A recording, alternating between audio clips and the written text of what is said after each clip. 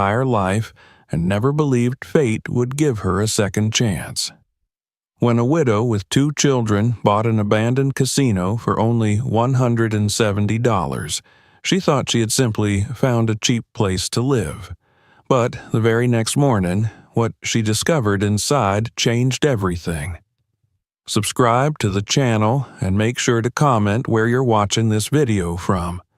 The desert wind that blew across the trailer park that morning carried the dry, brittle scent of dust and motor oil. The row of faded aluminum homes stood like forgotten relics, their windows clouded and their curtains sun-bleached beyond color. Inside one of them, a woman named Evelyn Harper was finishing her second cup of instant coffee, her eyes on the stack of unpaid bills spread across the small kitchen table. Her fingers traced the paper's edges as if the texture itself could tell her where to find a way out. The hum of the old refrigerator filled the silence, broken only by the ticking of the wall clock that had long since lost one of its hands. It was 6 in the morning, or maybe 7. She no longer trusted that clock anyway. Her hands were rough from detergent and bleach. Every night, she came home from the diner with her clothes smelling of grease, and after that she still walked to the laundromat down the road for a few more hours of work. 2 jobs, neither paying enough to hold her life together, and yet she clung to them both like a lifeline. The small savings she had left after her husband's death and the divorce had been shrinking faster than she could refill them. Sometimes she thought she could still hear his voice in the trailer, murmuring about better days, though those had vanished long ago, the way the desert swallows up rain after a storm. Her daughter Lily sat on the floor with a sketchbook open, tracing the outline of a chandelier she'd seen once in a magazine. She was 17, tall and quietly radiant, her hair tied in a knot that looked effortless but wasn't. The girl had inherited her mother's patience and her father's sharpness of thought, and when she sketched, her face softened as if she could already see a world beyond these thin walls. Her dream was to design spaces that felt alive, places where people could walk in and forget their troubles for a moment. But for now, her pencils were dull, and the pages of her sketchbook smelled faintly of detergent because they'd been sitting too close to her mother's work clothes. Marcus, her younger brother, had turned 11 that spring. His world was made of screws, wires, and half-broken gadgets he collected from the junkyard behind the park. The boy could spend hours fixing things that no one else cared about: an old transistor radio, a broken toaster, a toy car without wheels. Sometimes, when Evelyn returned home late, she'd find him asleep beside a mess of tools, a small flashlight still glowing beside his cheek. He reminded her of his father in ways that hurt, a boy who built things not because he needed them, but because he believed he could make something work again just by trying hard enough. Outside, a dog barked somewhere near the road. The noise brought Evelyn back to the present, to the cracked surface of her table and the notice pinned above the sink. One from the trailer park's manager, written in red marker: "Final warning. Payment due or eviction in 7 days." She'd read it so many times it no longer made her heart race. It was only another reminder of a truth she already lived with. There wasn't much left to lose. She folded the paper slowly, set it aside, and exhaled.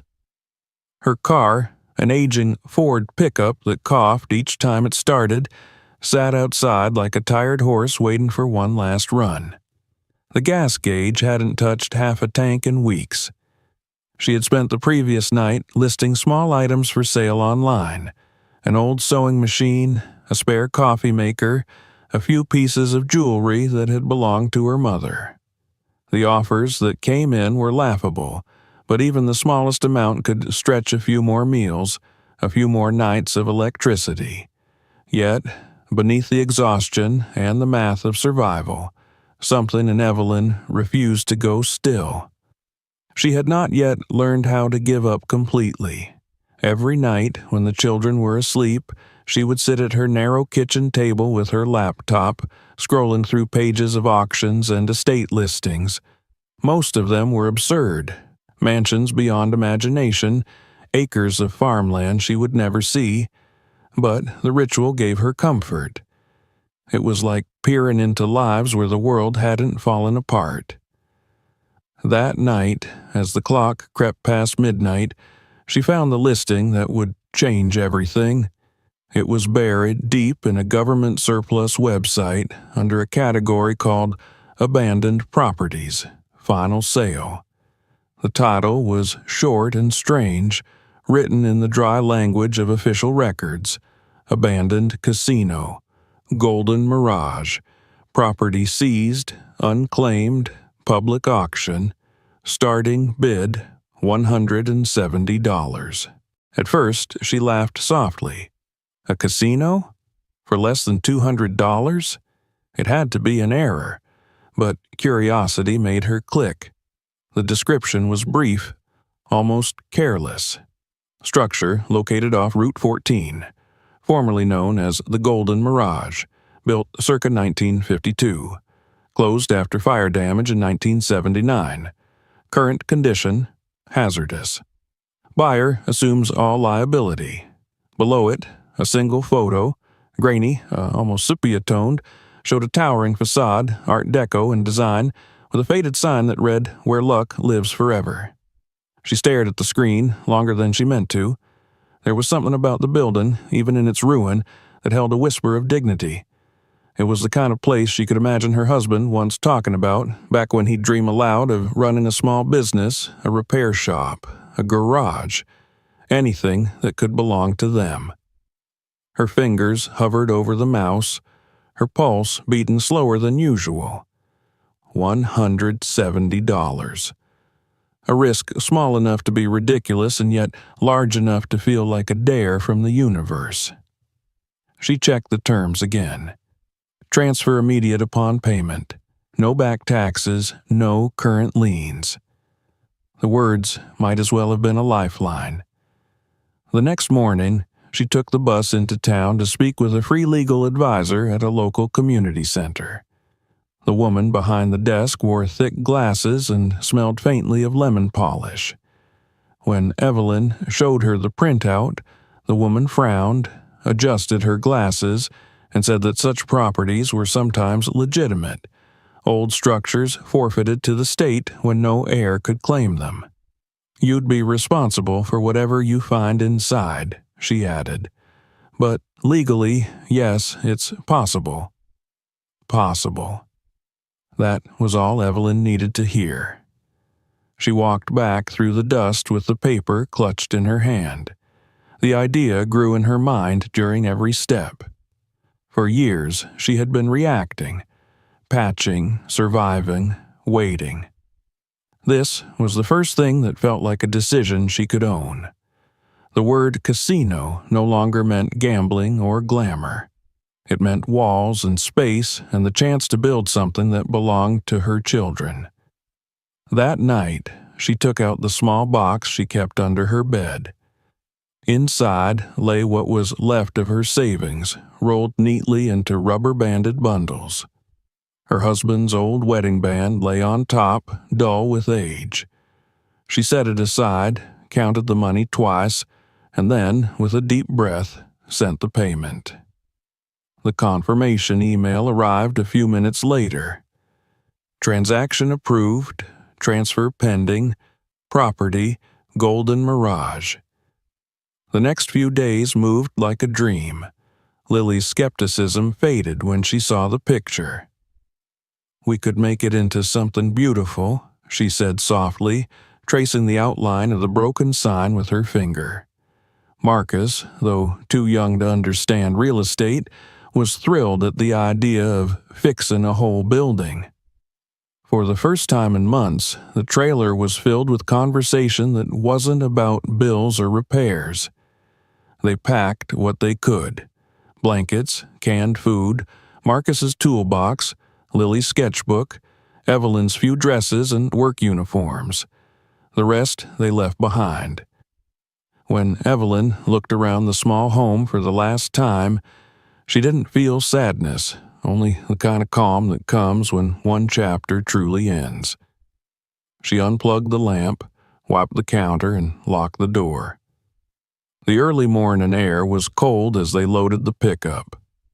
The truck groaned but started, coughing dust from its tailpipe. The children climbed in, half awake, half hopeful. In the rearview mirror, Evelyn saw the trailer park recede, the flickering sign by the entrance sputtering once, then going dark. For a moment, it felt like the past itself had lost power. They drove for hours, the desert stretching endlessly in all directions. The road shimmered with heat, though the morning was cool. Lily photographed old road signs and half-collapsed gas stations. Marcus counted the carcasses of abandoned cars rusting beside the highway. Evelyn kept her eyes on the horizon, her hands steady on the wheel. The silence between them was not empty now. It was full of expectation. Somewhere past noon, Marcus rummaged through the glove compartment and found an old cassette player that must have belonged to his father. Inside it was a tape labeled simply Mirage. He turned it over curiously. Evelyn took it from him gently, smiled faintly, and set it back. Later, she said, though she wasn't sure why the name made her uneasy. As the sun began to tilt westward, a sign appeared by the roadside, rusted but legible. Cranetown, 45 miles. Lily raised her phone to take a picture, but Evelyn told her not to bother. The desert swallowed names faster than it did rain. Still, she caught the glint of the metal letters, the way Crane looked half erased, as if time itself wanted to forget it. The sky deepened into amber and violet, the light fading as they approached what looked like a cluster of distant shapes rising from the sand. From far away, Evelyn thought it was a mirage, but as they drew closer, the shapes resolved into walls, arches, and a towering sign with letters missing. Golden Mirage. The words gleamed faintly under the dying light, and for a heartbeat she could almost imagine it alive again, music and laughter spilling from its doors. She parked the truck at the edge of the cracked asphalt. The silence was immense. The children stared in awe. Before them stood the husk of what had once been a palace, columns blackened by smoke, windows shattered, the entrance draped in layers of dust. The wind sighed through the broken doors, carrying the faint metallic rattle of a chain. Evelyn stepped out first. The sand crunched under her boots. She ran her fingers along the cool surface of the building, feeling the grain of soot and time. Behind her, the children waited, unsure. She turned to them, her face calm, but her eyes burning with quiet resolve. "This is it," she said. The last sunlight flickered across the ruined sign, catching the gold letters just as the wind shifted. For a brief instant, Golden Mirage shimmered as if wakened from a long sleep. Evelyn's breath caught. Whether it was the reflection of the sun or something deeper, she couldn't tell. All she knew was that for the first time in years, she felt the pull of possibility, a door she had not yet opened. And somewhere, deep within the casino's walls, the air stirred as if remembering the sound of music long gone. The desert grew still around them, waiting. The past had not yet spoken, but it had begun to breathe again. The next morning broke with a dim, coppery light that bled through the desert haze. Evelyn awoke in the cab of the truck, her neck stiff, her mind fogged with dreams that had evaporated before she could name them. Lily was still asleep in the passenger seat, her head resting against the window, a sketchbook clutched to her chest. Marcus had built himself a nest in the back seat, tangled among blankets and an old duffel bag. The air outside was cool for now, but the pale line of heat shimmering over the horizon promised that by noon the desert would burn again. Evelyn stepped out and stretched her limbs, the sand crunching beneath her boots, and looked up at the structure that loomed over them. The golden mirage stood silent and watchful in the early light. Up close, it was both majestic and broken, a wounded animal of steel and glass. The facade, built in the mid-century Art Deco style, still bore traces of grandeur beneath the scars of fire and sand. Sunlight slid along the vertical ribs of its columns, catching on shards of fractured glass. The grand arch over the entrance was carved with fading patterns of suns and feathers, symbols of fortune from another era. The old sign above the doors, "Where Luck Lives Forever," clung to the wall at a crooked angle, the letters half gone, the metal warped. For a fleeting second, the word luck flickered in the wind like a heartbeat before going still again. Evelyn pushed the door and it moved with a groan, the hinges sighing as though in protest. Inside, the air was cool and dry, dense with the scent of dust and something else. Something older, like burned velvet and forgotten perfume. They entered carefully, each footstep echoing. The light from the doorway cut a golden path across the marble floor, catching specks of dust that swirled like tiny ghosts. The first thing they saw was the main hall, vast and frozen in time. Once, this place must have blazed with chandeliers and laughter, with the clinking of glasses and the jingle of coins. Now it was an echo of itself. The ceiling, once mirrored, was cracked and dull. Fragments of glass hung like teeth from its edges. Rows of slot machines stood in perfect stillness, their colors faded to gray. The faces of painted women smiled eternally from the old posters on the walls, their glamour curdled by dust. A grand staircase curved upward from the lobby, its brass railings tarnished but unbroken. Evelyn ran her palm along one of the banisters. It was cold, unyielding, and surprisingly smooth. Somewhere in her chest, beneath the fatigue, she felt the faint tremor of awe. Lily wandered ahead, camera in hand. She began to photograph everything: the cracked mirrors, the collapsed stage curtain, the way the sunlight caught on the remnants of a golden mural behind the bar. To her, this wasn't just a ruin.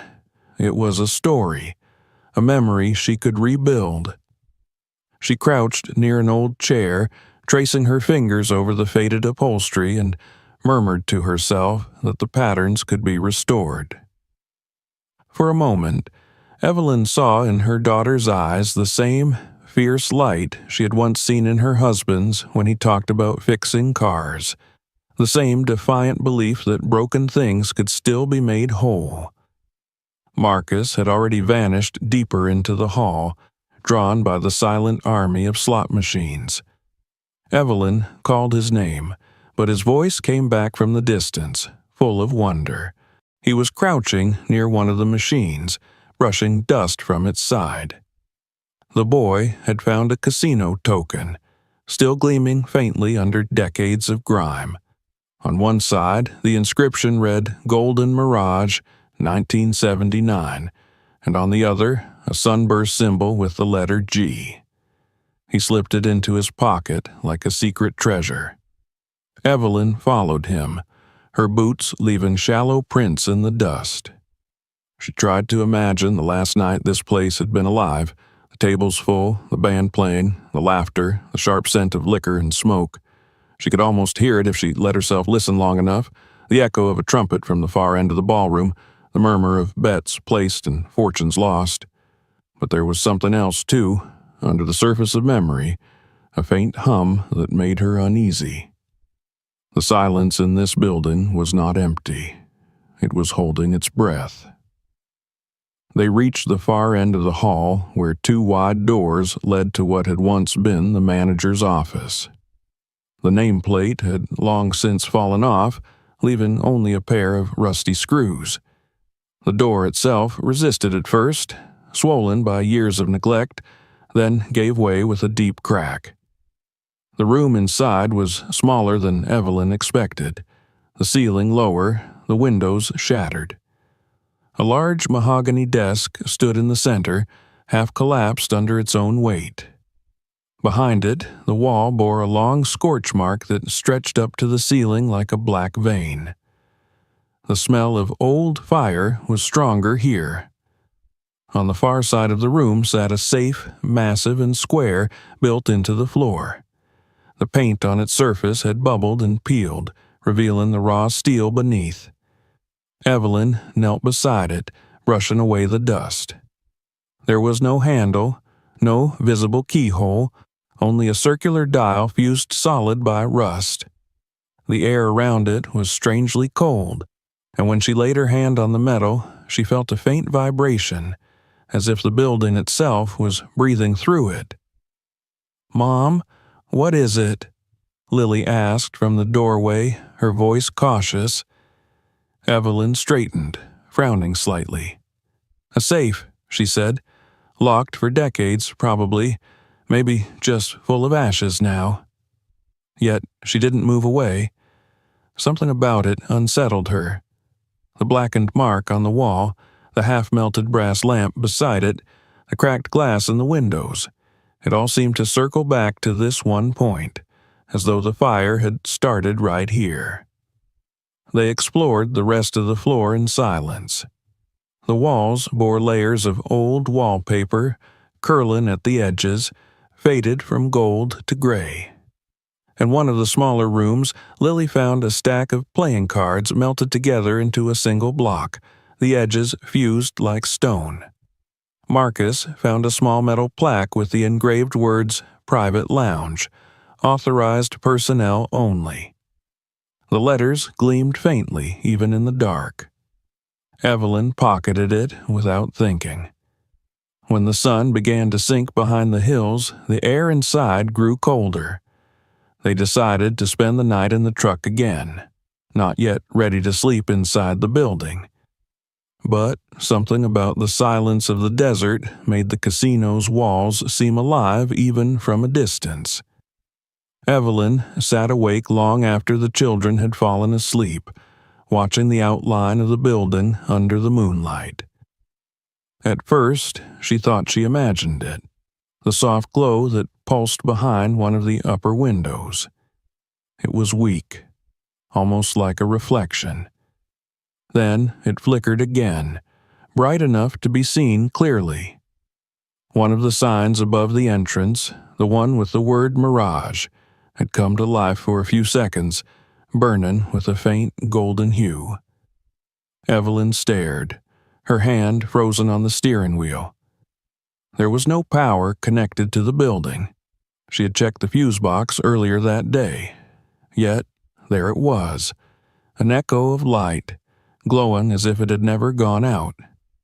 She told herself it was the moonlight playing tricks, but deep down she knew better. The old casino was not entirely dead. It was waiting.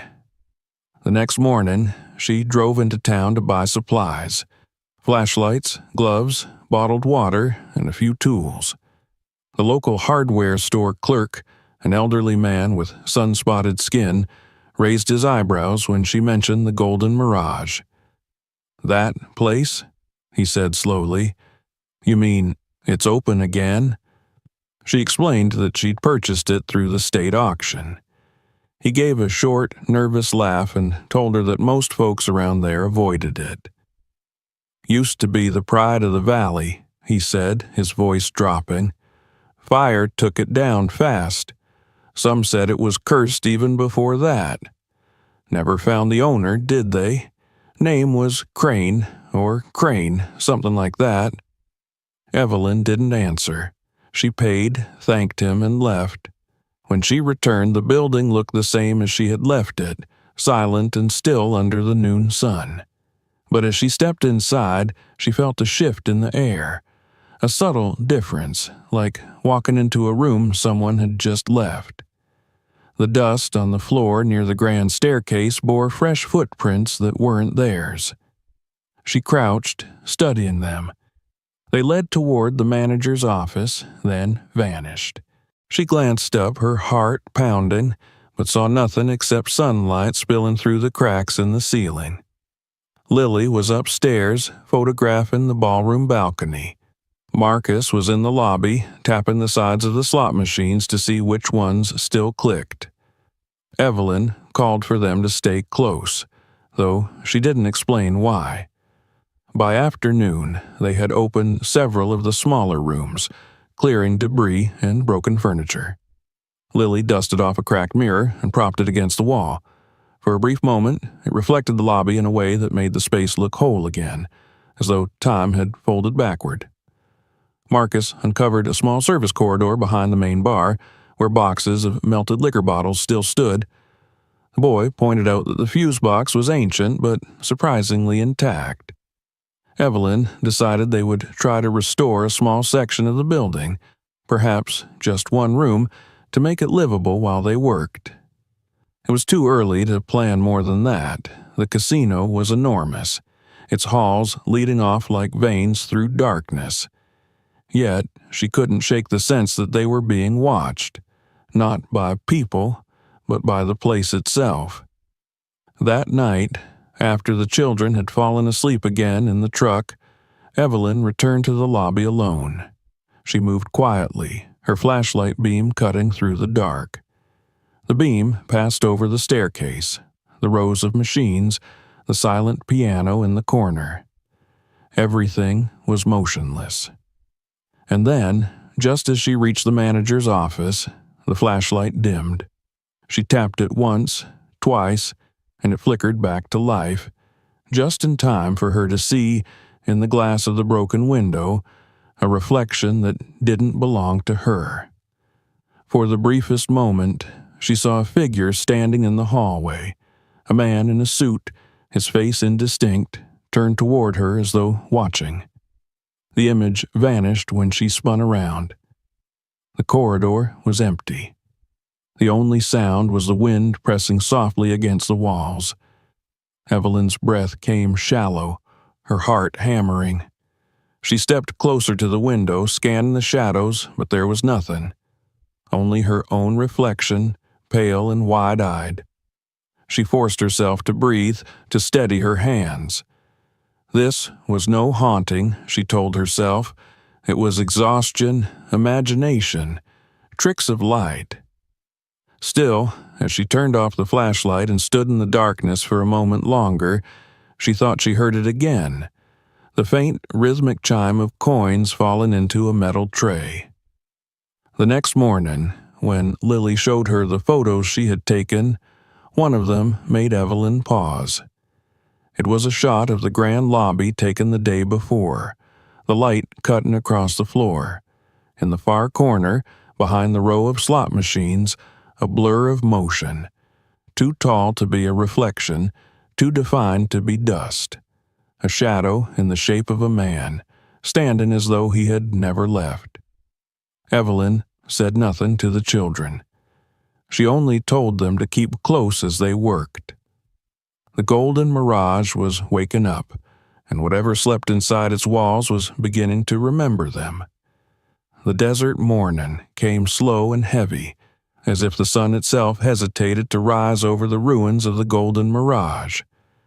Evelyn awoke to the metallic groan of wind scraping against the building's sign, her head resting against the steering wheel of the truck. Her back ached from another night spent half sitting, half dreaming, haunted by the echo of coins and muffled laughter that seemed to drift from nowhere. She told herself it was only the desert wind, but deep inside she wasn't sure. When she stepped outside, the light was pale and cold, painting the casino in muted gold and silver. It stood silent again, a giant carcass of a dream, beautiful in its decay. Lily was already awake, sitting on the hood of the truck, sketching the building from a distance. The air smelled of sand and burnt metal. Her pencil moved quickly across the paper, capturing the cracked facade, the faded letters, the slow, dignified ruin. Marcus crouched near the steps, examining an old coin he had polished the night before. He had discovered that if you rubbed the edge just right, you could still make out faint engravings, small suns circling the letter G. The boy's fascination with the place had only grown stronger. Evelyn could see it in the way his eyes darted constantly toward the doors, eager to continue exploring. After a quick breakfast of canned beans and stale bread, they went inside. The temperature dropped immediately as they crossed the threshold, the casino swallowing sound. Dust particles shimmered in the air, illuminated by the morning light streaming through the cracks. The smell of old smoke lingered, faint but distinct, like the last breath of a long-dead fire. The family set to work cleaning. Evelyn had hired a few local laborers the day before, men from town who were willing to work for cash and didn't ask questions. They arrived with wheelbarrows, gloves, and dust masks, joking among themselves until they saw the building up close. Then their laughter faded. One of them, an older man named Dean, stopped in the lobby and looked up at the ceiling. "I used to play trumpet here," he said quietly, "back when it was all lights and noise." His voice carried a strange tenderness, as though speaking to an old lover. Evelyn listened politely, not wanting to interrupt. Dean told her how the Mirage had been the pride of the valley in the late 50s. People drove from across the state just to see the shows. They said it was untouchable, he murmured, but every place like this hides something rotten behind the shine. He gestured toward the blackened walls and gave a bitter laugh. I guess the fire proved that right. Then he set to work with the others, sweeping debris into piles. While the men worked, Lily moved through the hallways with her camera, cataloging the rooms one by one. She found what remained of a coat room filled with rusted hangers, a narrow corridor leading to what had been the staff quarters, and a staircase that descended toward the basement. She paused at the landing, staring down into the dark. The air rising from below smelled of rust and damp ashes. The walls were lined with scorch marks, but beneath them she could still make out faint decorative stencils, geometric patterns in gold and green, the last traces of the casino's Art Deco elegance. Marcus followed close behind her, flashlight in hand. The boy was fearless, or perhaps too young to understand why he should be afraid. He shined the beam along the floor, revealing scattered poker chips, broken glass, and cigarette butts fossilized in dust. At the end of the hallway stood a heavy door, half sealed by a layer of plaster. Someone, long ago, had bricked it up. Marcus crouched, touching the wall. "This part's newer," he said softly, noticing the different color of the mortar. Evelyn, who had come up behind them, frowned. "Leave it for now," she said. "We'll need proper tools to open it safely." But Marcus kept looking at it as though the wall itself was whispering to him. By afternoon, the workers had cleared much of the main hall. Sunlight now reached the farthest corner for the first time in decades, and the glint of glass fragments on the floor looked almost beautiful. The sound of shovels and brushes echoed through the room, but there was a strange feeling that something else was moving just beyond the edges of perception. A quiet shift of air, a fleeting sound like footsteps retreating down an invisible corridor. Evelyn ignored it. When they stopped for lunch, Dean sat on the steps near the bar and wiped his forehead with a rag. "You know," he said, "there used to be a private room here. They called it the Green Room. Only the owners and a few select men were allowed inside. Some said it wasn't for gambling at all, but for meetings. Deals, politics, things you didn't talk about in daylight." His voice dropped lower. That's where the fire started, right under that section. He pointed towards the northern wall where the bricked doorway led. They sealed it after, didn't they? Makes you wonder what's on the other side. Evelyn felt a chill creep up her spine. She looked at the sealed door again, imagining what might lie beyond. It wasn't just curiosity. There was something deeper, a sense that her family's presence here was no coincidence. Later that evening, as the workers packed up, she wandered into what had been the manager's office again. The smell of burnt wood was stronger than ever. The safe still sat in the corner, unyielding and cold. She knelt beside it, running her hand over the cracked surface. Her fingers caught on something, a piece of metal embedded in the floor near the edge. She pried it loose carefully and found it was the corner of an old photograph frame. Inside, the picture had been nearly destroyed by smoke and time, but the faces were still faintly visible. There were 3 people, 2 men in suits smiling for the camera, and a woman holding a small child. One of the men she recognized immediately. She had seen his portrait earlier that day in a pile of newspaper clippings the workers had found. Howard Crane, the missing owner of the Mirage. The other man, standing beside him, wore a lighter suit and a kind smile. The name written on the back of the photo froze her blood. My partner, Sam Harper, and his family. Her hands trembled slightly. Harper, her husband's name. For a long time she sat motionless, staring at the image as if it might come alive and explain itself. Her husband, Marcus Harper Sr., had rarely spoken of his father. He had mentioned once, offhandedly, that the man had a gift for making people believe in him. But that was all. He'd died young, leaving behind more questions than answers. Evelyn had never thought much of it. Families had their silences. But now those silences were beginning to take shape, forming a shadow that stretched backward into this very building.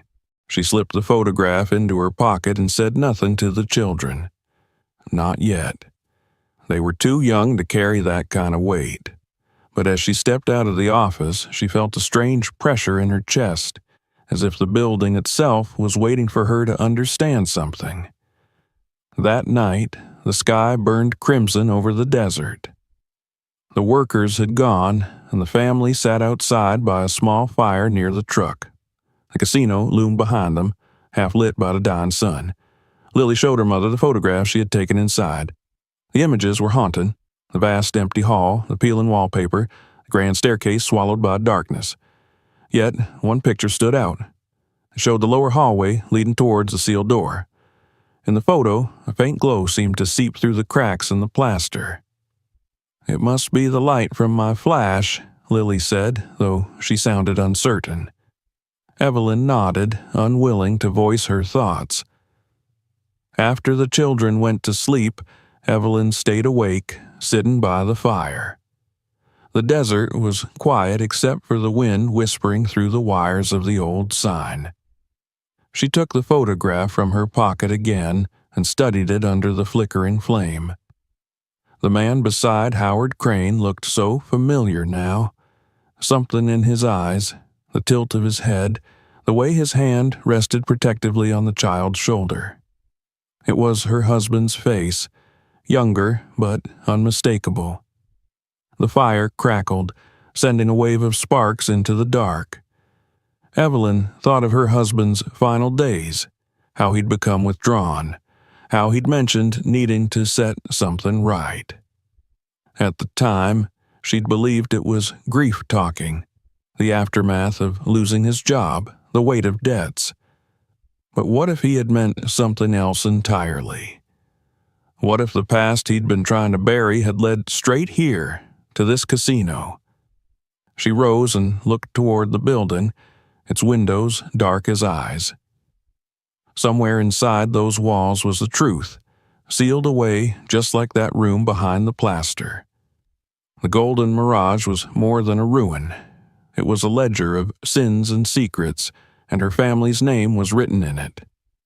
The wind picked up, carrying with it a faint metallic clinking sound, like coins tumbling onto a table. She turned, but the sound vanished. Only the fire remained, crackling softly. For a moment, she wondered if she was losing her grip on reality, if the desert's emptiness was playing tricks on her mind. But deep down, she knew the mirage was not done with her. In the early hours, she finally climbed back into the truck and tried to sleep, though the unease lingered. Marcus shifted in his sleep, mumbling something about a door and a voice calling from behind it.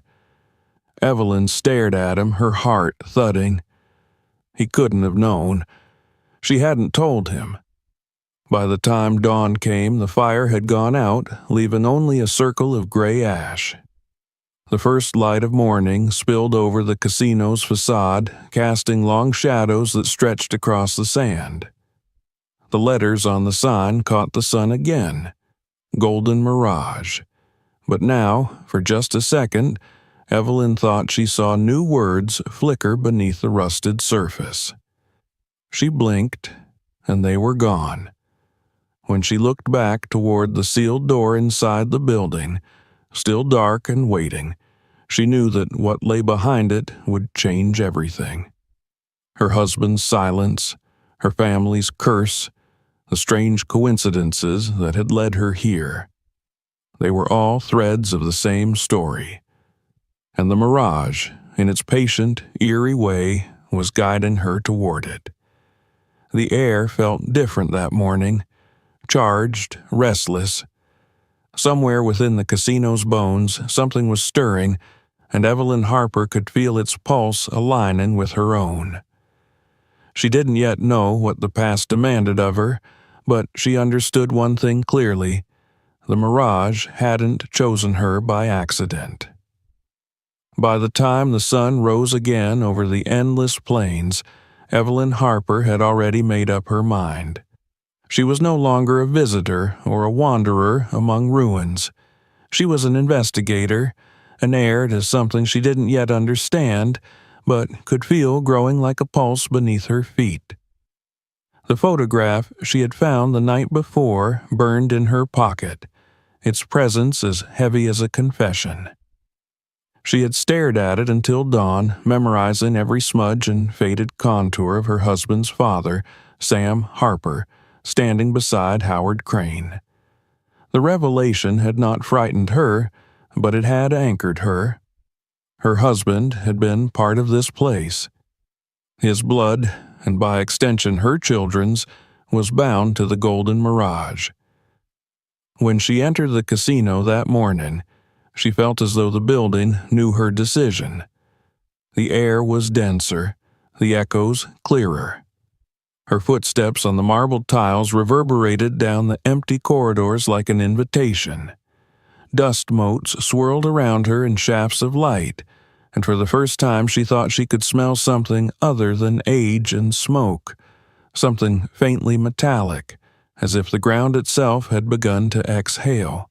The workers had not yet arrived, but she didn't wait. She went straight to the northern corridor, to the sealed wall that Marcus had discovered. Her son followed her, rubbing his sleepy eyes, still in his wrinkled t-shirt from the night before. "You're really going to open it?" he asked, his voice both eager and uncertain. Evelyn nodded. "We've come too far not to." By mid-morning, the workers were there with hammers and crowbars. Dean, the old musician, stood aside watching, his face pale. He didn't say a word this time. When the first hammer struck the wall, the sound was dull and final. A second blow loosened a brick, and as it fell, a gust of cold air seeped out from the crack, air that had not touched the surface for over 40 years. The smell that followed was unmistakable. Ash, oil, and something almost sweet, like burnt paper. Piece by piece, they removed the bricks until a dark passage yawned open before them. The air grew heavier. The flashlight beams cut through the darkness, revealing a narrow tunnel lined with concrete and steel. The walls were damp with condensation, the floor uneven with debris. Someone, long ago, had built this place not just to hide, but to last. "Private game room," Dean muttered under his breath, staring into the blackness. That's what they called it? Evelyn felt her throat tighten. The name matched what she'd read in the ledger Lily had found in the office days before. Private game room. Keep cameras on. Those had been the last words written before the fire. She raised her flashlight higher and took the first step inside. The tunnel led to a room larger than she'd imagined, rectangular and low-ceilinged, with the remnants of charred furniture scattered across the floor. 2 large metal tables stood fused to the ground, their surfaces warped by heat. The walls bore the black fingerprints of flames that had long since died. In the corners lay the skeletal remains of chairs and the melted outlines of safes. The room was a tomb of money and betrayal, sealed in silence for decades. As she moved further in, the beam of her light fell upon something metallic protruding from the soot. She knelt, brushed the ashes away, and uncovered a half-melted sign bolted to the wall. The engraved letters were still legible: "Private game room. Authorized access only." She ran her hand over it, her skin prickling. The past was no longer abstract.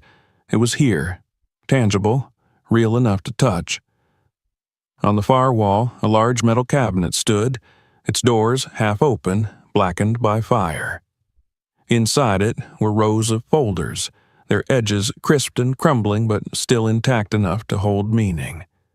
She carefully removed one and opened it on a nearby table. The papers inside were contracts, receipts, and typed lists of names. Many were smudged beyond recognition, but a few remained legible. Names of men who had served in politics, banking, and law enforcement. Next to each were handwritten notes in pencil: approved, paid, delayed. In one of the folders, she found something more personal: a series of photographs showing Crane and Harper shaking hands with a third man whose face had been torn out. Behind them, a group of uniformed waiters carried trays of champagne. She turned the photos over and saw that same lupin handwriting again, elegant and decisive. New investors confirmed. No witnesses. Her pulse quickened. She turned another page and found a letter, half burned at the edges, signed with the initials DR. It was a threat. "You took what was not yours," it read. "You built your fortune on deceit. If the fire doesn't cleanse it, I will." Evelyn read the line twice. The handwriting was sharp and confident, each stroke pressed deep into the page as though carved in anger. A sound behind her made her freeze. It was faint, a scuff of a shoe against metal. She turned quickly, flashlight raised, but saw nothing except the swirling dust. The workers had gone quiet outside, waiting. She steadied her breathing and looked again at the document spread before her. The truth was here, fragmented but alive. The fire had not destroyed it, only buried it deeper. When she finally emerged from the tunnel, the workers looked at her as though she had come back from the dead. She carried the folder against her chest, unwilling to let go. Dean spat into the dirt and said quietly, "Some things are meant to stay sealed." Evelyn ignored him. "And some are meant to be understood," she replied. That afternoon, she returned to the office to check on the safe. It sat exactly where she'd left it, but something about it seemed different. There were faint smudges on the floor near its base, fresh ones, as though someone had been there recently. Her heart quickened. She knelt to examine them. They weren't from her or the children. The pattern was unfamiliar, the sole thicker, heavier. She looked around the room. A faint draft stirred the papers on the desk, though the windows were closed. The sense of being watched pressed down on her again, stronger now, like the weight of unseen eyes in the dark. She locked the door behind her and stood still, listening. For a long moment there was nothing. Then, from somewhere above, a soft metallic sound, a slow, deliberate click, echoed through the ceiling. She turned off her flashlight and waited. The silence returned, but she knew what she had heard. Someone else had been inside the casino. That night, she couldn't sleep. The air outside was restless, the sky heavy with clouds that never broke into rain. The desert seemed to hum faintly, as if alive with static. She sat on the steps outside the casino, staring at the dark horizon. The folder from the hidden room lay beside her, its contents scattered across her lap. Each document, each fragment of handwriting, seemed to vibrate with significance. The names meant nothing to her, yet they formed a network of corruption that must once have reached across the state. She thought of Sam Harper, her husband's father, standing beside Crane in those photographs, smiling. What had he known? What had he done? Had he been part of the deceit or a victim of it? The official records had said he'd vanished after the fire, presumed dead. But now Evelyn began to wonder if that was the truth. Maybe he hadn't died at all. Maybe he had walked away into the desert, carrying secrets no one was meant to know. A sharp gust of wind lifted the edge of one paper and flipped it over. Beneath it, she noticed a faint circular watermark, an insignia of intertwined letters, Emir, with the date 1979 stamped beneath. It appeared on multiple sheets like a signature. Evelyn traced it with her fingertip, realizing that it must have been the casino's private seal, used for internal ledgers. There was something ominous about it now, like a brand burned into the history of everyone who had touched this place. When she finally stood to gather the papers, headlights flashed in the distance, brief, distant, then gone. A car had stopped on the far side of the desert road. She strained her eyes, but saw only darkness. The wind picked up again, carrying with it a faint echo that could have been the slam of a car door. Evelyn's stomach tightened. She waited for the sound of an engine, but none came. Inside the casino, the power still dead, she made her way back to the office. The beam of her flashlight trembled slightly in her hand. On the desk, the photograph she'd found earlier lay face down, though she was certain she had left it upright. She turned it over. The faces were the same, but something was different. Someone had drawn an X across Howard Crane's face in what looked like charcoal. The mark was fresh. Her breath caught in her throat. She turned slowly, scanning the room, the hallway, the ceiling. Nothing moved, yet she could feel the air vibrating around her, heavy with unseen presence. The smell of burnt paper filled her nostrils again. She pressed the photograph flat against the desk and whispered under her breath, "I'm not afraid of you." The building seemed to respond with a faint creak from the upper floors, almost like laughter. The next morning brought no peace. The workers didn't return. Dean had told the others not to come back, muttering that the mirage eats the past and the living both. So it was only Evelyn and the children again. Lily tried to distract herself by sketching the casino's interior, tracing the curves of the staircase and the cracked chandeliers, while Marcus spent the day fiddling with the old radio he had found in a storage closet. He claimed he could get it working again if he replaced a few wires. Evelyn didn't stop him. The boy's focus was a comfort. By late afternoon, a thunderstorm rolled over the desert. The sky turned dark, rumbling, and lightning flashed across the horizon. For the first time, rain began to fall, a rare and almost miraculous thing in that place. The drops struck the casino roof like fingers drumming on metal, washing away decades of dust. Inside, the sound was amplified into a steady roar that echoed through every hall. Evelyn stood in the office, watching the rain through the shattered window panes. The storm light illuminated the safe, the desk, the photograph, all of it trembling faintly under the flicker of lightning. She felt the pull of the secret room again, the tunnel beneath the ground calling her name. But this time, she resisted. She needed to think, to plan. There were too many questions, too many dangers. As night fell, the storm passed, leaving the air clean and strangely electric. The casino dripped quietly, the sound of water falling from broken ceilings like a heartbeat.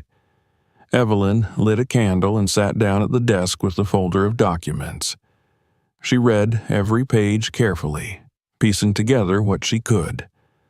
Slowly, a pattern began to emerge, a timeline of meetings, payments, and names, all converging on one date, July 15th, 1979. The day of the fire. In one of the letters, written in Crane's handwriting, she found a line that sent chills down her spine. If Sam backs out, burn it all. Beneath it, in another hand, someone had added, "He knows too much." Evelyn leaned back in the chair, staring into the flickering light. Her husband's father had not been just a partner. He had been the conscience of the Mirage, the man who wanted to expose its crimes.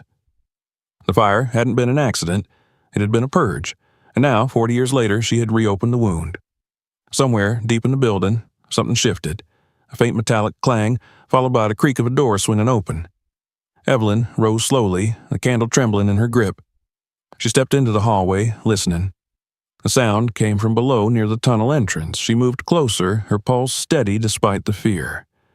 The door to the basement was open, and at the edge of the darkness she thought she saw movement, a flicker of light, like someone carrying a lantern. But when she descended the steps and shone her flashlight, the passage was empty. Only the cold air remained, whispering softly against her skin.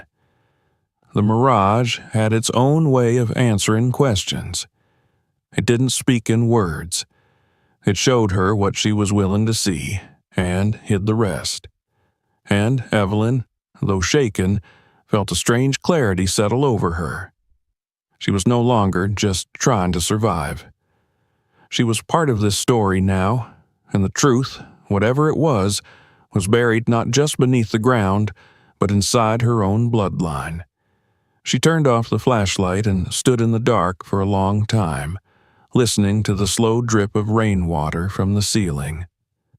The Mirage seemed to breathe around her, alive again, patient, waiting.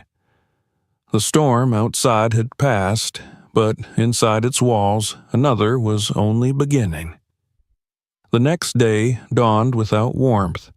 The sun rose over the desert, pale and uncertain, casting long shadows across the cracked asphalt in front of the golden Mirage. The storm had rinsed the dust from its facade, revealing patterns and shapes that had been hidden for decades. Water dripped slowly from the eaves, gathering in shallow puddles that reflected the building's broken windows like shards of glass. For a brief, eerie moment, the casino looked almost alive, as if wakened from a long sleep. Evelyn Harper stood at the entrance with her arms folded, feeling the cool air touch her face. She hadn't slept. The thunder had ended hours ago, but the echoes still lived somewhere inside her head, mingling with the voices she thought she'd heard whispering through the halls. She had spent the night in the office, surrounded by the scattered papers from the folder, reading and rereading every surviving word. The pieces of the puzzle were falling together, but the picture they formed was terrible. Her husband's father, Sam Harper, had not been just a victim of the fire. He had been one of the last people inside the Mirage before it burned. The documents suggested that he had uncovered something dangerous, something that had turned the casino from a palace of light into a den of deceit and crime. The letter signed by DR, the contracts with missing signatures, the desperate handwriting near the end of the ledger, they all pointed toward betrayal. Lily appeared beside her mother, rubbing her eyes. "You're up early," she murmured. Evelyn nodded. "Couldn't sleep." The girl followed her gaze toward the darkened interior of the casino. "It looks different today," Lily said softly, "like it's waiting for something." Evelyn turned to her, studying her daughter's face in the morning light. "Maybe it's waiting for us," she replied, though she didn't know if she meant it as hope or warning.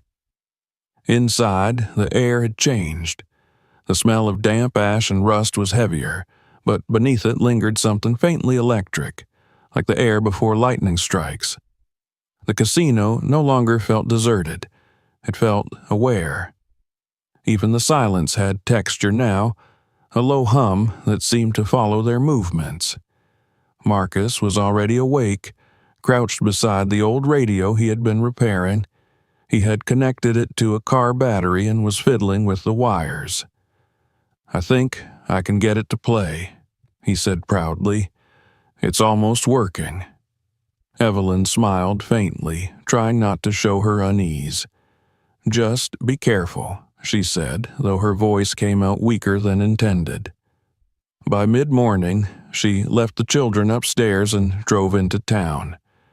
She had questions that needed answers, and there was only one place she could hope to find them: the local archives. The building was small, a squat brick structure that smelled of mildew and dust. Inside, behind a counter stacked with yellowed newspapers, sat a man in a beige cardigan. His name tag read Hollis. When Evelyn explained what she was looking for, he frowned slightly. "The Golden Mirage fire?" he asked. "That's an old story.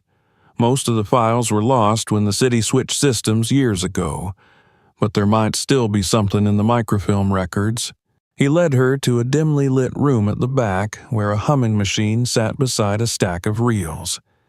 As the images flickered across the screen, Evelyn felt as though she were peering into another lifetime.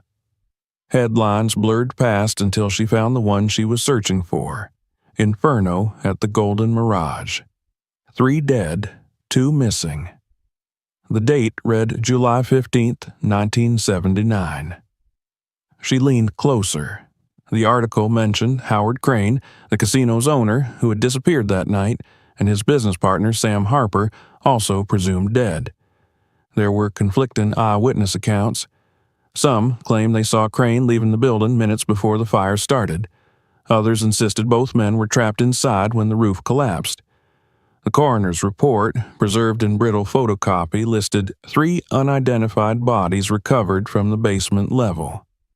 Their remains were too damaged to confirm identities. Evelyn's stomach tightened. Her husband had grown up believing his father was one of them. But what if he wasn't?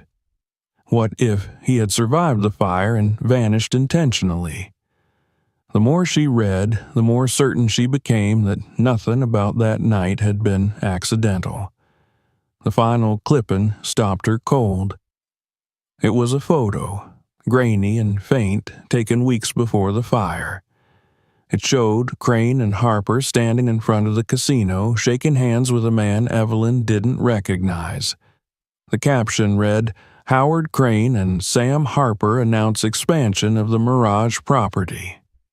But the face of the third man, his eyes narrow, his expression unreadable, stirred something deep in her memory. She was certain she had seen him before, though she couldn't say where. When she returned to the Mirage that afternoon, the building felt heavier than before, as though it had absorbed the heat of her discoveries. The moment she opened the door, she sensed that something was wrong. The air was thicker, almost smoky. "Lily? Marcus?" she called, her voice echoing through the lobby. There was no answer. Panic surged through her chest. She hurried up the stairs, her footsteps loud against the cracked marble. She found them in the ballroom. The children were standing near the old stage, staring at something glowing faintly in the shadows. Evelyn followed their gaze and saw the source. One of the slot machines near the back had come to life. Its reels spun slowly, clicking in rhythm, though the power in the building was still disconnected. The screen flickered, and then, with a soft mechanical sound, coins began to drop into the tray, one after another, glinting dully in the half-light. Marcus was transfixed. "I didn't touch it," he whispered. "It just started by itself." Evelyn stepped forward cautiously and reached for the lever. The metal was ice cold. She pulled it gently, and the machine stopped. The silence that followed was deeper than before. Lily swallowed hard. "Mom," she said softly, "I think this place remembers." That night, Evelyn decided to finish what she had started.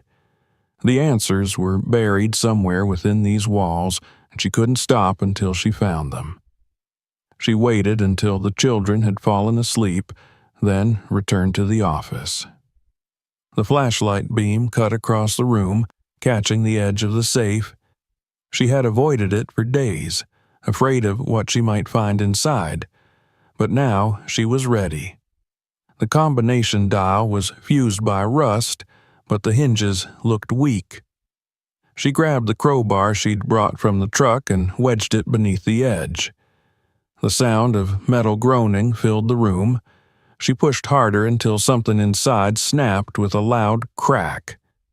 The door swung open.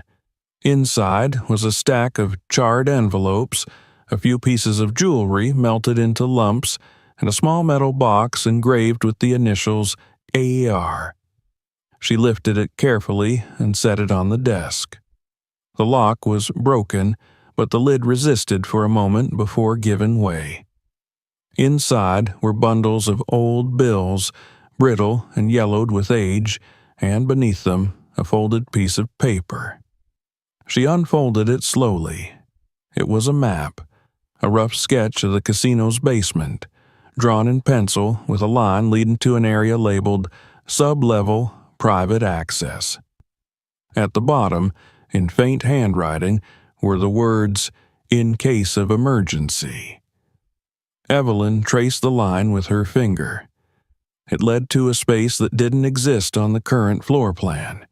The basement she had seen so far ended at the private game room. But this map suggested another chamber, deeper underground. Her pulse quickened. It was possible that the missing room had survived the fire intact, sealed off like a tomb. She glanced again at the initials on the box, KR. Could they stand for Crane? The name on the sign she had passed on the way to the casino, the town's forgotten founder, or perhaps they belonged to someone else entirely. Howard Crane's real name had been rumored to have variations. Maybe KR was another mask he had worn. The possibilities twisted through her mind like smoke. When dawn broke, Evelyn was still awake. The candle had burned down to a pool of wax, and the first light of morning filtered through the cracked window. She stepped outside for air and found the sky streaked with gray clouds. Her reflection in a puddle near the steps startled her. She looked older, the lines around her mouth deeper, her eyes darker. The mirage was consuming her piece by piece. Later that day, she gathered the children and showed them the map. "There's another room," she said, "beneath the basement. It might explain everything." Marcus's eyes widened. "Like a secret vault?" Lily frowned. "Mom, maybe we shouldn't go down there. What if it's dangerous?" Evelyn hesitated. She knew her daughter was right, but the need to uncover the truth was stronger than fear. "We'll be careful," she said, "but we have to know." Together, they returned to the basement. The tunnel still smelled of soot and damp stone. Evelyn led the way with a lantern, the map clutched in her hand. Following the drawing's directions, she found a section of the wall that looked newer than the rest, a patch of concrete smoother and lighter in color. She tapped it with the crowbar. It sounded hollow. Marcus helped her chip away at the edges until the outline of a door emerged. The hinges were buried deep, but after several hours of work, they managed to break through. Behind the wall lay a narrow staircase spiraling downward into complete darkness. The air that drifted up from below was colder than she expected, thick with the scent of oil and metal. Evelyn took a deep breath and descended. The steps creaked under her weight. The passage ended in a small chamber lined with steel panels. At its center stood another safe, larger than the first, sealed shut with layers of melted metal. Beside it was a wooden crate, half burned but still intact. She pried it open and found several reels of magnetic tape, their labels faded but readable. On one, scrawled in trembling handwriting, were the words, "Crane, Harper, night of July 15th. Her hands shook as she lifted it. She had no player to test the recording, but she didn't need to. She understood what it was, a record of that final night. Proof. Maybe even a confession. As she stood there, the lantern flickered, then went out. Total darkness swallowed her. She fumbled for matches, her heart hammering. Somewhere behind her, something moved, a soft scrape of metal on metal. She froze, holding her breath. The sound came again, closer this time, slow and deliberate. It wasn't the echo of her own movements. Someone, or something, was down there with her. She turned and ran, clutching the reel to her chest, stumbling up the stairs as the air behind her seemed to shiver. When she reached the main hall, she collapsed against the wall, gasping. The lantern flickered back to life as if mocking her fear. She looked around, but the casino was still, empty except for the rain dripping through the ceiling. The only sound was her own breathing. Later, when she finally played the tape using an old projector she found in one of the storage rooms, the noise it made was barely decipherable. Crackling static, muffled voices, and beneath it all, the unmistakable roar of fire. But, through the distortion, a few words emerged, clear enough to pierce her heart. A man's voice, steady, tired, familiar, said, "We can't hide this anymore, Howard. If it burns, it burns." Then another voice, colder, replied, "Then let it. It's the only way to erase the evidence." Evelyn turned off the player, her hands trembling. She knew that first voice. It belonged to Sam Harper. She sat there in silence, the weight of the revelation pressing down on her. The fire had not been an accident. It had been a deliberate act, a final reckoning between two men who had built their fortune on lies. Her husband's father had tried to stop it, and paid the price. Outside, the wind began to rise again, moaning through the broken windows. The mirage groaned as if remembering the flames that had once devoured it. Evelyn stood looking out into the vast emptiness of the desert and whispered, "It's not over." The mirage did not answer, but in the stillness that followed, the faint smell of smoke drifted through the halls once more, as though the fire that had started 40 years ago had never truly gone out. The desert night lay heavy and motionless around the mirage, as if the air itself were holding its breath. Evelyn Harper sat alone at the edge of the ballroom, the old tape still spinning silently inside the projector, its reels slowing to a halt. The sound had long since faded, leaving behind only the faint buzz of static, but her mind refused to release what it had heard. Those two voices, the calm defiance of Sam Harper and the cold, final tone of Howard Crane, echoed through her thoughts like ghosts. She could still hear the fire beginning in the background of that recording, could still sense the fear threaded between the words.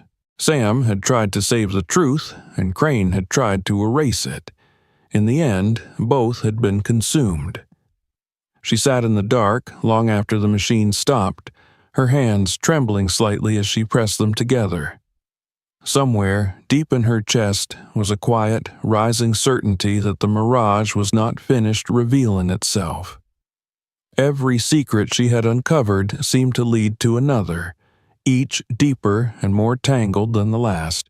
The sealed chamber beneath the basement, the reels of tape, the strange initials on the box, all of it felt like fragments of a single confession, one that the casino itself was forcing her to hear. When dawn came, it arrived weak and colorless. The light struggled through the broken windows, landing in thin streaks across the warped floorboards. Lily and Marcus found their mother sitting by the projector, her eyes hollow with exhaustion. Marcus spoke first. "Did you find out who started the fire?" he asked. Evelyn turned toward him slowly, her voice hoarse. "I did. But it's not just about the fire. It's about what they were hiding here. This place was more than a casino. It was a vault, for money, for lies, for people's souls." She stood and looked towards the staircase that led down to the basement. "And I think there's still one more secret buried down there."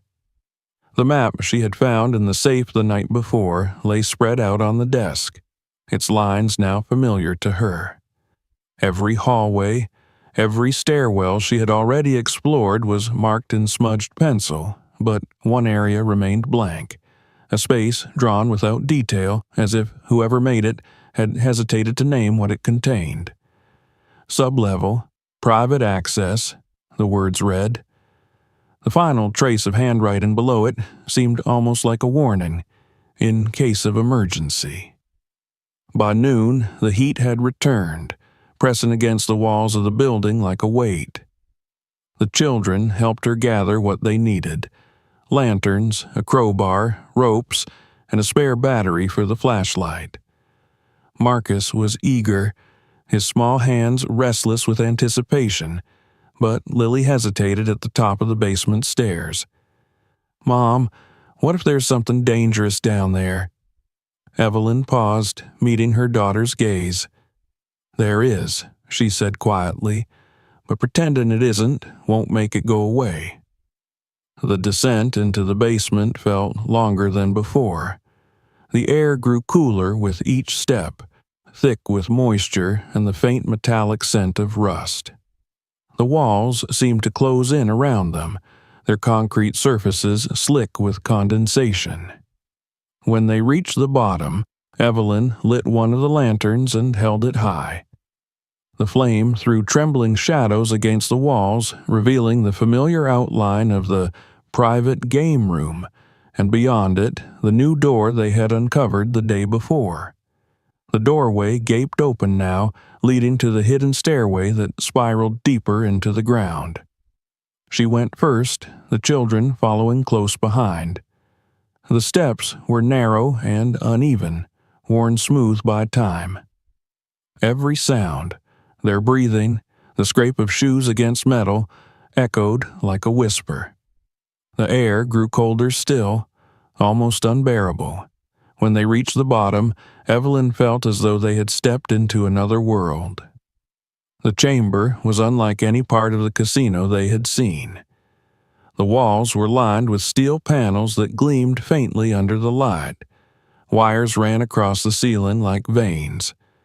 At the center of the room stood a massive vault door, circular and sealed, its surface blackened by heat but otherwise intact.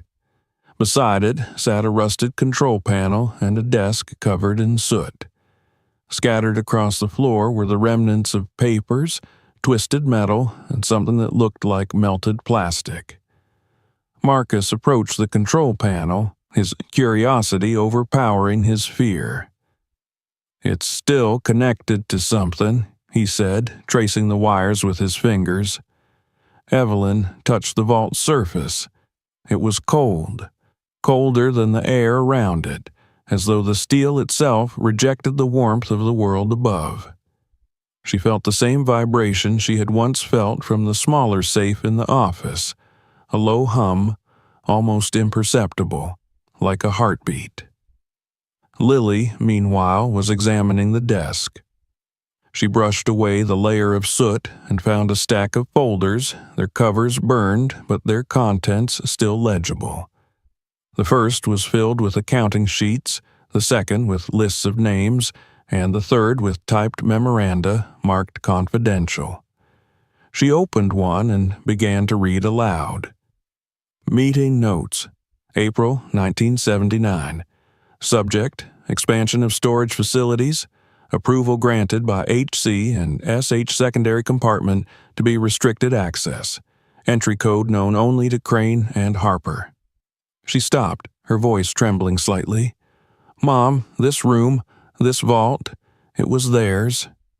Evelyn took the folder from her and scanned the rest of the pages. The final entry was brief. Project suspended until fire suppression upgrade complete. Temporary closure approved by both partners. Records to remain sealed until relocation. Beneath that, in a darker, slanted hand, someone had added, "or until it all burns." A cold shiver ran through her. She turned back to the vault door. It was possible, she realized, that Crane had built this room to hide something that couldn't be destroyed by fire. Money, evidence, or perhaps something even more dangerous. The door had survived the flames. Whatever lay behind it had been waiting ever since. Marcus found a small keyhole near the edge of the vault. "It needs a special key," he said. Evelyn froze. The memory hit her all at once.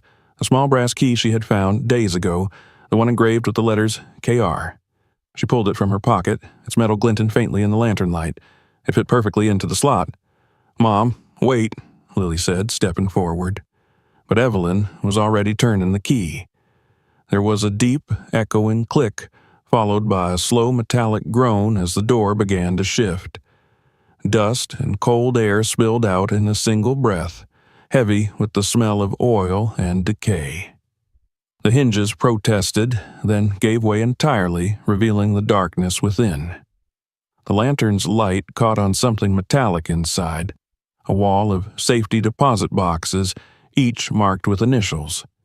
The air was stale, untouched for decades. On the far side of the room stood a table covered in sealed envelopes and reels of magnetic tape identical to the one Evelyn had already found. She stepped inside, her every movement stirring the dust into thin spirals. Lily followed, shining her flashlight around the room. There were crates stacked against the back wall, some half-burned, others intact. She pried one open and gasped. Inside were stacks of cash, wrapped in paper bands stamped with the Mirage's emblem. Another crate held gold coins, old enough to bear the tarnish of history. But it wasn't the money that made Evelyn's heart stop. It was what she saw beside it. A metal cabinet, scorched but still standing, contained folders marked with dates and government seals. She opened one and found photographs, grainy black and white images of men in suits exchanging envelopes, shaking hands, their faces tense. Many of the names on the attached documents matched those she had seen earlier in the ledgers upstairs. The Mirage had been more than a casino. It had been a conduit, a front for laundering money through political and criminal networks. The fire hadn't been a tragedy. It had been an erasure. "Mom," Lily whispered, "we should take this to the police." Evelyn shook her head slowly. "No, not yet. If we hand this over without proof of what really happened, they'll just bury it again. Someone wanted this gone for a reason." She gathered the folders into a single stack and tied them with a piece of cord. Her hands trembled, but not from fear. This was something closer to purpose. Marcus was still exploring, his flashlight sweeping across the walls.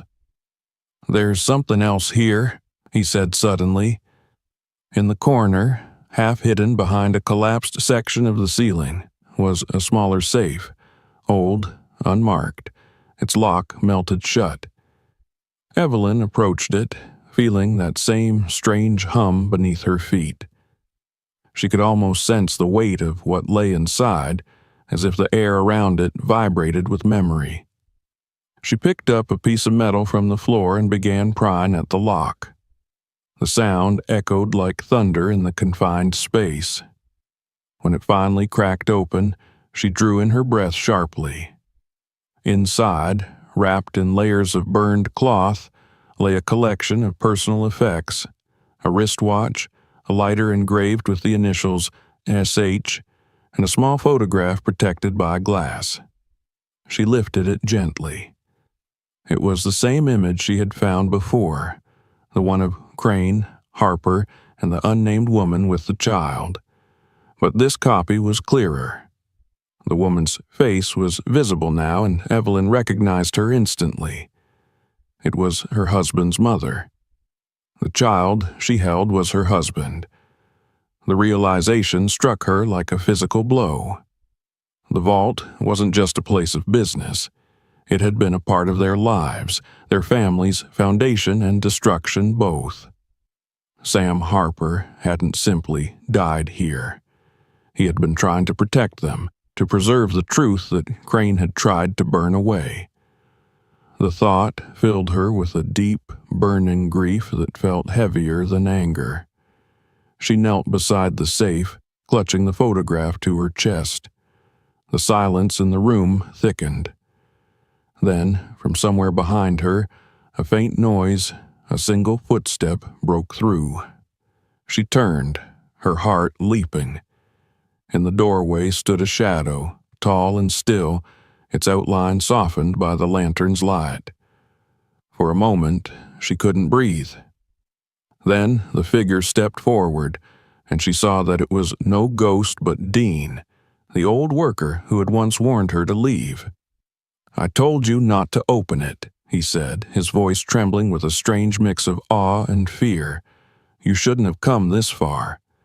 Evelyn rose slowly, her eyes narrowing. "You knew about this," she said. "Didn't you?" Dean shook his head. "Not all of it. Just enough to know that Crane wasn't the only one who wanted it buried." He looked around the room, his expression haunted. "This place, it's poison, Mrs. Harper. It killed everyone who tried to control it. Don't let it take you too." But it was already too late for warnings.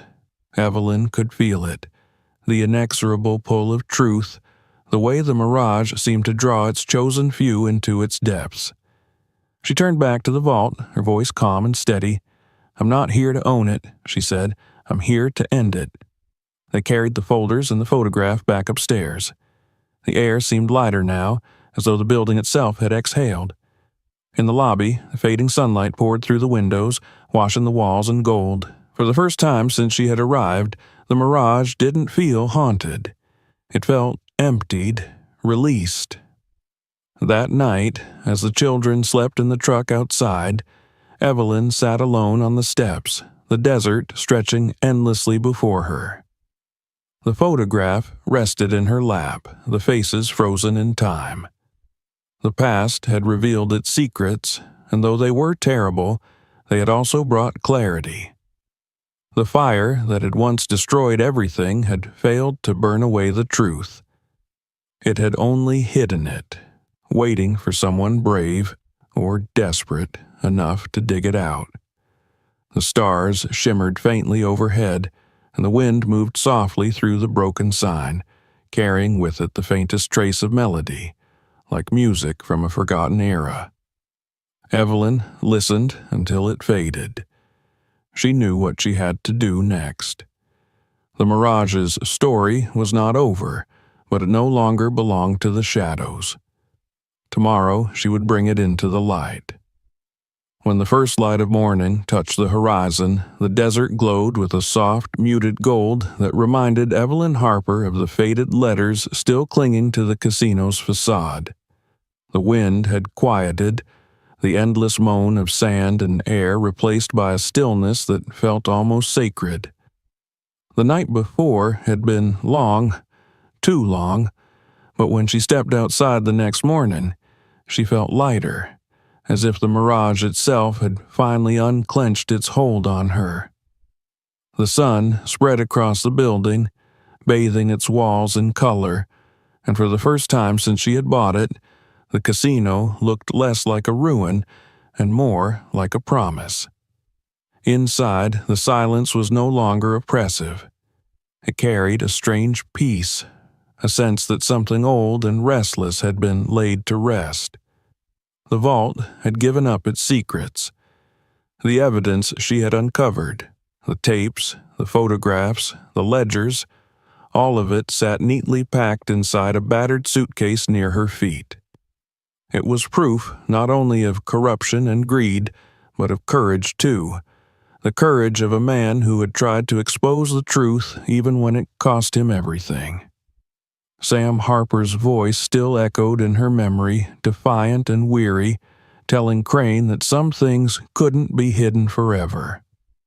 Evelyn felt that she had finally fulfilled that promise for him. When Lily and Marcus awoke, they found their mother standing by the steps of the casino, her hands resting on the old signpost. The letters Golden Mirage shimmered faintly in the rising light, their color half erased but their shape proud and unbroken. Marcus climbed up beside her, his small hands gripping the railing. "Is it over now?" he asked. Evelyn smiled faintly. "No," she said, "but it's beginning again, this time the right way." They spent the morning cleaning the entrance, sweeping away the last remnants of ash and debris that the wind had carried from the night before. The desert had always been indifferent to what humans built or burned, but now, for the first time, it felt as if the land itself approved of their presence. By midday, the building's front steps were clear, and the once dark glass doors reflected the sky. Evelyn paused for a moment, staring at her reflection. The woman who looked back at her wasn't the same one who had arrived here weeks ago. Her face was lined with exhaustion, but there was strength there now, something steady and enduring. Later that afternoon, a white pickup truck appeared at the edge of the property, raising a trail of dust. A man stepped out, a county official, judging by the papers in his hand. He looked uncertain, his gaze darting between the building and the family standing before it. "Mrs. Harper?" he asked. Evelyn nodded. "I'm told you've reopened a closed site." His tone held the cautious politeness of someone unsure whether to admire or reprimand. She met his eyes calmly and handed him the folder she had prepared. "I'm not reopening it," she said. "I'm restoring it. And I have proof that this property was wrongfully abandoned." The man flipped through the papers, his brows furrowing as he saw the notarized documents, the original ownership contract bearing the signatures of Howard Crane and Sam Harper, the missing legal addendum that gave her husband's family equal claim. It was all legitimate. "Where did you find this?" he asked quietly. "Buried," Evelyn said simply, "right where they tried to hide it." He didn't question further. Instead, he nodded and promised to file the claim. For the first time in decades, the Golden Mirage had a rightful owner again. News traveled faster than Evelyn expected. Within a week, local journalists arrived, their cameras flashing, their questions sharp and insistent. They wanted the story. The widow who bought an abandoned casino for $170 and uncovered a scandal buried for 40 years. She told them only what mattered, that the fire had been no accident, that her husband's father had died trying to expose the truth, and that she intended to turn the ruins into something new. When they pressed for more detail, she refused to sensationalize it. "This isn't about crime," she told them. "It's about redemption." The footage aired that evening on the local news. The next morning, a handful of curious townspeople came to see the building for themselves. They walked through the once empty halls, whispering to one another, tracing their fingers over the cracked marble. Some of them remembered it from their youth, the concerts, the laughter, the glow of the chandeliers. An old woman wept quietly in the lobby, saying she'd met her husband right there by the roulette tables in 1958. It was strange, Evelyn thought, how easily people forgave the past when given a reason to believe in it again. The following days blurred into motion. Volunteers offered to help with the cleanup. A few local businesses donated paint, tiles, even furniture. A retired electrician offered to restore the wiring, laughing that he'd probably installed it the first time around. Evelyn worked alongside them, her hands raw and blistered, her clothes perpetually stained with dust. But each day the building transformed a little more. The cracked walls grew smooth under new plaster. The windows, once opaque with grime, began to shine again. Lily took charge of the interior design, sketching ideas late into the night. Her notebooks filled with drawings of what the Mirage could become, a hybrid of past and present, Art Deco lines softened with natural light and modern colors. She wanted the ballroom to be a community space, a place where people could gather again, not to gamble, but to celebrate. Marcus, meanwhile, tinkered endlessly with the old slot machines and lights, rewiring them until they glowed softly in test mode. No longer tools of greed, but quiet tributes to their history. It was hard work, but it was good work, the kind that built something lasting out of ruin. For Evelyn, each brushstroke and hammer blow felt like an act of healing. Every corner they restored silenced a ghost. Sometimes, late at night, she still heard the echo of the past, the clink of glass, the murmur of voices, but it no longer frightened her. The sounds had lost their bitterness. They were memories now, folded neatly into the walls. When the day of the grand reopening finally came, the desert was cool and clear, the sky an endless expanse of blue. The sign above the entrance had been repaired, its gold letters gleaming under the afternoon sun. Golden Mirage Cultural Center. The new name felt right. It honored what the building had been while freeing it from what it had done. Guests began arriving just before sunset. Neighbors, workers, reporters, even a few officials from the county. They filled the lobby with quiet awe, admiring the restored chandeliers and the polished marble floor. Music played softly from the restored piano near the stage, a slow jazz tune that seemed to float through the air like a benediction. For the first time in 40 years, the Mirage was alive again. Evelyn stood at the top of the staircase, watching the crowd. Her heart pounded with a mix of fear and pride. When the room grew still, she stepped forward and began to speak. Her voice was calm, clear, and steady, carrying through the hall without effort. "When I first came here," she began, "this place was nothing but ashes and silence. It was supposed to be forgotten. But I believe some places choose their own way of surviving. The Mirage was built on lies once, but it doesn't have to end that way. Today, it stands for something else. For truth, for work, and for starting again."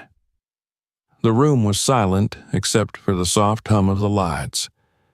She looked out at the faces before her, the workers who had helped her rebuild, the townspeople who had once feared the place, and her 2 children standing near the front, their eyes shining with pride.